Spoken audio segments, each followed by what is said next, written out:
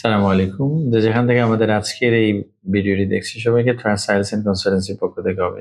আজকে এই পুরো সময়ে আমরা আলোচনা করব প্রেজেন্ট কন্টিনিউয়াস টেন্স নিয়ে। সো প্রেজেন্ট কন্টিনিউয়াস টেন্স যখনই আলোচনা করার চেষ্টা করছেন বা করবেন সাথে সাথে দুটি বিষয় মাথায় রাখবেন। এটা হচ্ছে তার অক্সিলিয়ারি ভার্ব লাগবে এবং যে মূল ভার্বটি থাকবে সেটার সাথে আইএনজি যোগ করা।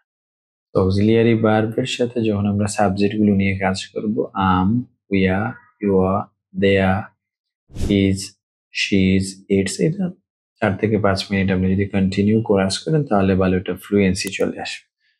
সেকেন্ড জব হচ্ছে ভার্বের সাথে ING come, coming, play, playing, watch, watching, try, trying, accept, accepting, think, thinking, use, using, perform, performing, watch, watching, enjoy, enjoying, support, supporting. এই হচ্ছে আপনাদের ভার্বের কাজ।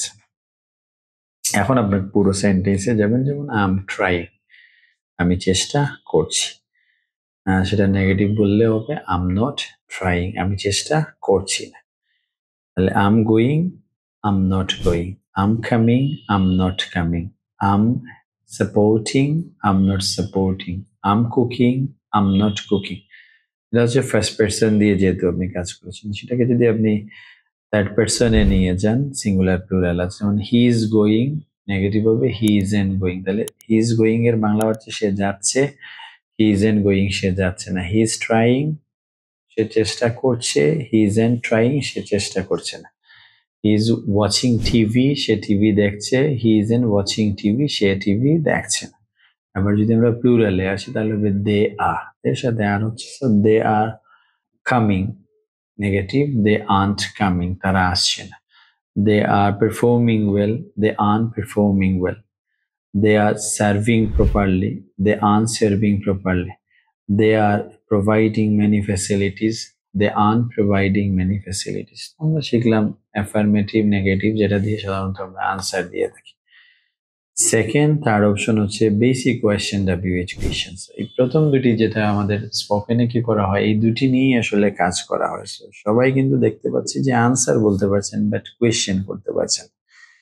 কোয়েশ্চেন না করার ফলে আপনার যে মনের ভাব আপনি যেটা প্রকাশ করতে চাচ্ছেন সেটা কিন্তু আসলে প্রকাশ হচ্ছে না, এবং আপনি নিজে ফিল করছেন যে আপনি ভালো ইংরেজি পারেন না, যে আপনি ভালো আনসার দিতে পারেন। সেজন্য আমি বলবো যে কোয়েশ্চেন নিয়ে বেশি কাজ করার চেষ্টা করবেন। কোয়েশ্চেনের জন্য আম গোয়িং যদি আমরা বলি সেটা হবে are you going, I'm trying are you trying, I'm playing are you playing, I'm watching are you watching. Auxiliary ভার্বটি নিয়ে আসলাম, তারপরে যেহেতু আছে আর তারপরে সাবজেক্ট, তারপরে ভার্বের সাথে ING. They are trying, question হলো হবে are they trying. They are performing, question হবে আর দে পারফর্মিং, মানে তারা কি পারফর্ম করছে। আর দে এনজয়িং, তারা কি এনজয় করছে। আর দে সেলিব্রেটিং, তারা কি সেলিব্রেট করছে। এবার যদি থার্ড পারসন দিয়ে আমরা কাজ করি, হি ইজ পারফর্মিং, তাহলে হবে is he performing. She is dancing, is she dancing. She is singing, question হলো হবে ইজ শি সিঙ্গিং। আমাদের কাজ হচ্ছে কোয়েশ্চেন করা এবং আনসার। এটাকে আমরা বেসিক কোয়েশ্চেন বলছি, যেটাকে আমরা হা অথবা না অথবা অনেক সময় মাথা নাড়িয়েও আমরা কিন্তু সেটার আনসার দিতে পারছি। সো কোয়েশ্চেনটা কিন্তু আমরা যদি বলি বললাম ইজ হি কামিং, আপনি জাস্ট ওকে আনসার হয়ে যাবে। কিন্তু আপনি যখন কোয়েশ্চেনে যদি কামিং কামিং বলেন তাহলে হবে না, তার জন্য প্রথমে অক্সিলিয়ারি ভার্ব লাগবে। এবং কোয়েশ্চেন করতে গেলে আমাদের অনেক কনফিডেন্সের লেভেল দেখা লাগবে, আদারওয়াইজ দেখা যাবে আমরা কিন্তু কোয়েশ্চেন করতে পারছি না। তো কোয়েশ্চেন যারা করতে পারছেন ডেফিনেটলি তাদের ভালো ইংরেজি থাকবে বা তাদের হয়ে যাবে। সো আমাদের প্রথম ধাপের কোয়েশ্চেন হচ্ছে বেসিক। বেসিক কোয়েশ্চেনের বেনিফিটটা হচ্ছে সেটা দিয়ে যদি কোরাস করেন আপনার যে মামলিং বলি বা পোজ যেটা আছে সেটা কিন্তু অনেকটা কমে যাবে। তারপরে ডাব্লিউএইচ আনসার করতে হবে। আমি যখন বলি ওয়ার আর ইউ গোয়িং, তাহলে জায়গাটা সিলেক্ট করা লাগবে ঢাকা, তো ওইটা মাথায় নিয়ে আসতে হচ্ছে। when are you coming here? So tomorrow, I'm coming here tomorrow. So what are you eating? So I'm eating chocolate. What are you learning? I'm learning present continuous tense. What are you buying? I'm buying some vegetables. So when are you playing cricket? So I'm playing cricket tomorrow. এখানে নিকটতম ভবিষ্যৎ present continuous হয়। When are you taking IELTS exam? So I'm taking IELTS exam next month. when are you applying in Canada? I'm applying Canada next year.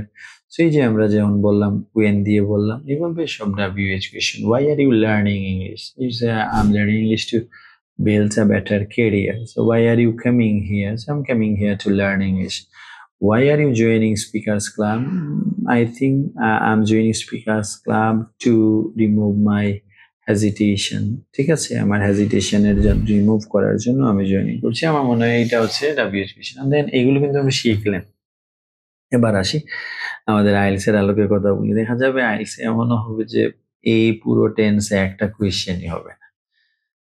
ওইখানে দেখা যাবে বা আপনি এখন বলতে আমরা যদি একটা টপিকস দিই ওই টপিকসে দেখা যাবে প্রেজেন্ট কন্টিনিউয়াস টেন্স দিয়ে কোয়েশ্চেন করার সুযোগই থাকছে না।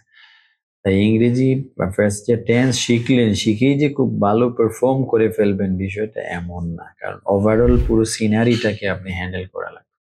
সো এই জায়গাগুলো যারা প্রপারলি হ্যান্ডেল করতে পারছে বা পারবে তারাই কিন্তু সফল হবে। বাট আমরা স্টার্ট করলাম একদম এ থেকে মানে ABC থেকে শুরু করলাম, একটু চেষ্টা করি আজকের আমাদের এই আলোচনায় প্রেজেন্ট কন্টিনিউয়াস একটু চেষ্টা করবেন আমাদেরকে সাপোর্ট করার। সবাই ভালো থাকবেন, আল্লাহ হাফিজ।